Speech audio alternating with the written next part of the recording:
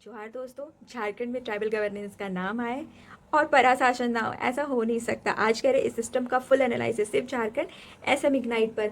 तो let's get started. परा पंचायत शासन व्यवस्था ये कौन से ट्राइबल्स के लिए था? तो ओराव के लिए था। अब ओराव जो ट्राइब्स था, अब जितने भी ट्राइब्स थे उसके 3 टायर स्ट्रक्चर थे अभी तक मोस्टली, जितना भी हम लोग पढ़े ट्राइब्स के बारे में।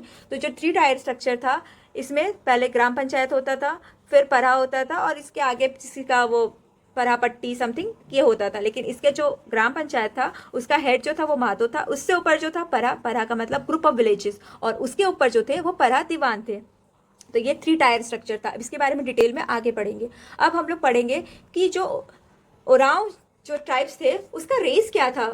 तो जितना भी मैंने पहले बताया है कि जो तीनों ट्राइब्स थे वो प्रोटो एस्ट्रॉइड थे, लेकिन ये जो थे वो द्रविडियन थे। अब इस टाइप के क्वेश्चन जनरली एग्जाम पूछते हैं जो एक्सेप्शनल होता है। तो ये द्रविडियन रेस के थे। अब पूछा जाएगा ये लोग ट्राइब्स थे कहाँ ओरिजिनली, और ये लोग जो थे वो साउथ इंडियन ट्राइब्स थे। वो माइग्रेट करके छोटा नागपुर प्लेन्यू में आते हैं, और यहाँ पे जो छोटा नागपुर का जगह है, जैसे रांची हो गया, गुमला हो गया, सिमडेगा हो गया, लोहरदगा हो गया, लातेहार हो गया, पलामू हो गया, ये सारे एरियाज में ये लोग रहते थे। अब ये लोग कौन सा लैंग्वेज बोलते थे? तो ये कुरुक लैंग्वेज बोलते थे, जिसका स्क्रिप्ट था वरांग चिश्ती जो कि लघु बोधरा बताया है, और तुलोंग सिकी जो कि डॉक्टर नारायण उरांव ने बताया। ये बहुत ही इंपॉर्टेंट है कि पूछा जाएगा कि वरांग चिश्ती और तुलोंग सिकी कौन से ट्राइब का स्क्रिप्ट है। ठीक है, तो ये बहुत ही इंपॉर्टेंट है। So market most most most important. अब पूछा जाएगा कि ठीक है इसका पॉपुलेशन कितना है झारखंड में? तो ये टोटल 17% ऑफ पॉपुलेशन है झारखंड में।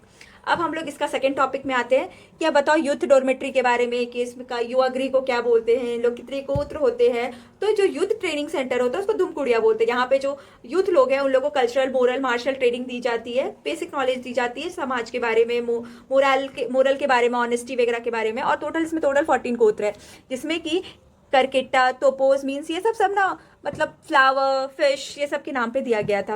अब हम लोग बोले थे ना 3 टायर स्ट्रक्चर, अब इसको डिटेल में यहाँ पढ़ते हैं। 3 टायर विलेज लेवल में। अब विलेज हेड जैसे मैंने पहले बताया कि विलेज हेड कौन था? महतो था। और जो इसका जो रिलीजियस हेड था, जो पंडित जी जिसको बोलते हैं इन जनरल, वो थे पहाड़। और इसके जो छोटा पंडित होता था उसको नायके बोलते थे। ठीक है, भंडारी एक तरह का कम्युनिटी लैंड होता था। भंडारी एक तरह का कम्युनिटी फंड होता था। फूड कीपर होता था, एक आदमी होता था जो कि मैसेंजर की तरह काम करता था, कम्युनिटी का फंड कलेक्ट करता था, फूड को कलेक्ट करता था। और जनी शिखर ये बहुत ही इंपॉर्टेंट है, पूछा जाएगा कि जनी शिखर कौन से ट्राइब में होता था। और यहाँ पे थोड़ा सा अगर मैं बताऊंगी तो ये जो सोसाइटी था ना, पहले मेट्रियार्कल था। मेट्रियार्कल मतलब माता की सत्ता चलती थी, women was the head of the family. लेकिन अब क्या हो गया, धीरे धीरे ये विथ टाइम ये पेट्रियार्कल बन गया, मतलब father is the head of the family और male is the head of the family. अब ये जो जनी शिखर था, ये लोग एक हंटिंग करती थी, जो मैं आगे बताऊंगी। ये 12 साल में एक बार करता था। ये क्या शो करता था? इक्वालिटी था विमेन और मेन में, मतलब इन लोग को कहीं ना कहीं राइट दिया गया था। बाकी सब ट्राइब में बहुत कम राइट दिया गया था, लेकिन यहाँ ज्यादा राइट दिया गया था। अब भंडारगिरी खेत एक तरह का एक लैंड होता था। जैसे कि आप कोई गांव में जाओगे तो एक लैंड होता है जहाँ पे कॉमन रिचुअल्स, या फिर कोई फेस्टिवल हो गया, या फिर कोई प्रोसेशन हो गया, कोई फेयर लग रहा है, तो उसी लैंड पे होता था। तो वो भंडारगिरी खेत था। अब परहा लेवल मतलब उसके जस्ट नेक्स्ट लेवल, ग्राम पंचायत के जस्ट ऊपर वाला लेवल, उसका हेड कौन था? परहा राजा। ये परहा राजा हेड था। और जो परहा दीवान था ना, वो एडमिनिस्ट्रेटिव हेड था, जो कि फाइनेंशियल और भी सारी चीजें एडमिनिस्ट्रेशन के लिए देखता था, वो ये देखता था। अब जो मांझी था वो पीस कीपर था। इसको हम अलाय ऑफ महतो भी कहते हैं, कि ये महतो को हेल्प करता था एडमिनिस्ट्रेशन जो चीजें है उसको देखने में, कि कहीं ना कहीं मदद करता था। अब शासनधारियों, ये लॉ मैसेंजर था। अगर मान लो दीवान कोई लॉ पास कर रहा है, या तो परहा राजा कोई लॉ पास कर रहा है, तो ये इंश्योर करता था कि उस लॉ को इन्फोर्स करे पूरे उस जगह पे। अब पंचायत कोर्ट क्या है? अब पंचायत कोर्ट एक परहा पंच बैठता था।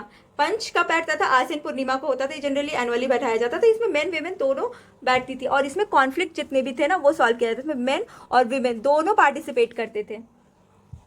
और ये कहाँ होता था? सरना स्थल। अब पूछा जाएगा कि सरना स्थल क्या है? एक रेस प्लेटफॉर्म था जिसके चारों ओर ट्री था। यहाँ पे लोग बैठ करके चीजें को डिस्कस करते थे और यहाँ पे सॉल्व करते थे। तो ये सरना स्थल था। और ये लोग का सबसे सैक्रेड, सबसे पवित्र स्थल भी इसी को बोला जाता था, सरना स्थल को। और जो उरांव लोग हैं ना, वो मुदमा मेला ऑर्गेनाइज करते थे बहुत ही बड़े तरीके में। अभी आप देखोगे कि रांची में बहुत ही फेमस तरीके से ऑर्गेनाइज किया जाता था।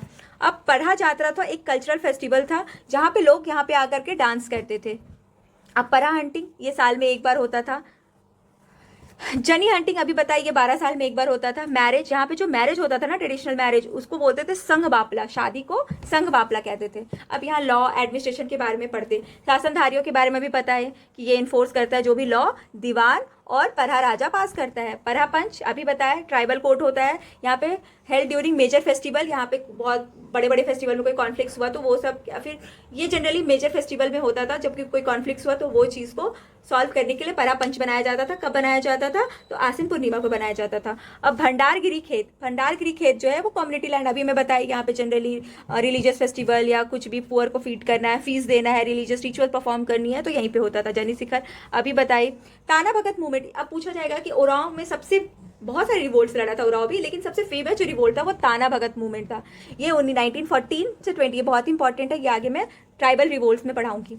लेड बाय जतरा ओरांव, ठीक है। ये ना गांधी जी से बहुत प्रभावित थे, ये गांधी जी को बहुत फॉलो करते थे, ठीक है। ये नॉन वायलेंट मूवमेंट था, स्पिरिचुअल था, रेजिस्टेंस अगेंस्ट द ब्रिटिश था, ब्रिटिश के मतलब जो लॉ इन लोग पे इम्पोज कर रहे थे, इन लोग के लैंड को छीन रहे थे, टैक्स वगैरह को, ये सब इसके तहत, ये सब चीज़ के अगेंस्ट जो रेजिस्टेंट करता है, ठीक है। इसी तरह की और भी टॉपिक आपको जानना है, इसी तरह धीरे धीरे करके मैं सारे टॉपिक्स को, जेपीएससी के प्रीलिम्स के सारे टॉपिक्स को मैं कंप्लीट करा दूंगी। अगर आपको मेरे पढ़ाने का स्टाइल पसंद आए तो प्लीज़ वीडियो को लाइक करें, शेयर करें अपने जेपीएससी फ्रेंड के साथ, और चैनल झारखंड एसएम इग्नाइट को सब्सक्राइब करना ना भूलें, क्योंकि यही मिलती है तैयारी असली झारखंडी स्टाइल में। बाय बाय, जोहार।